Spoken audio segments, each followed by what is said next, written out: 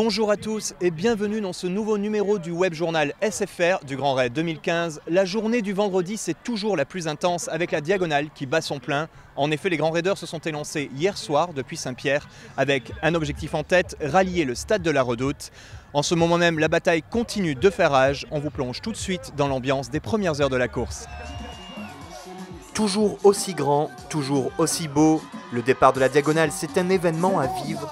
Les coureurs du monde entier l'ont bien compris, avec cette année encore de nombreuses têtes d'affiches internationales venues se mesurer à nos sentiers. Et pourtant, cette année plus que jamais, la bataille semble bien plus ouverte pour la victoire.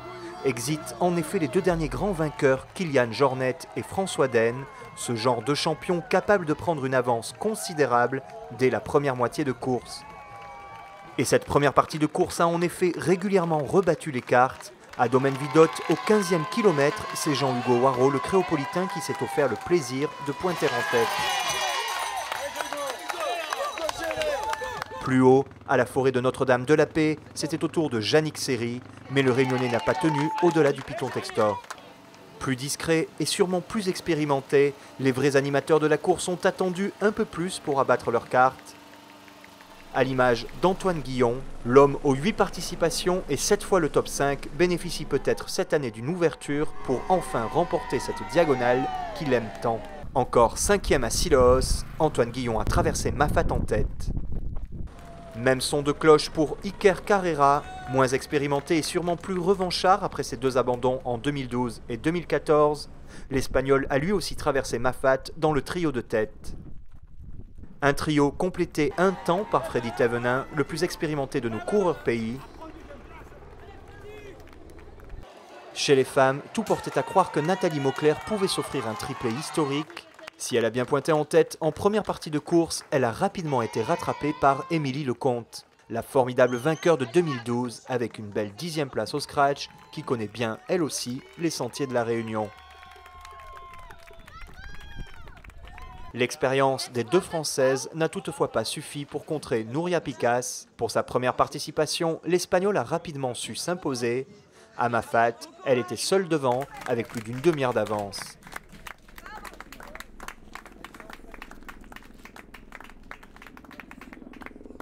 Voilà ce qu'on peut dire pour l'instant du classement de la diagonale. Bien sûr, on en connaîtra définitivement les gagnants que dans quelques heures.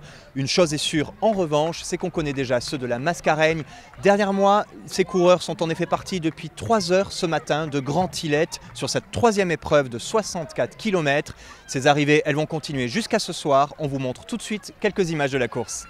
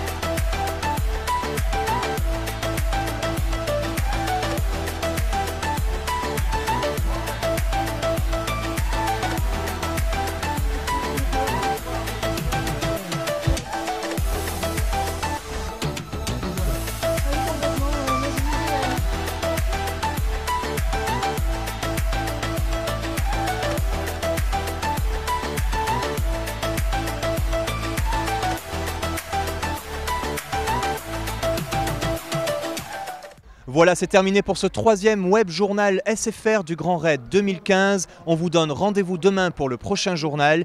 D'ici là, continuez de suivre nos actualités sur sfr.grandraid.re. À demain.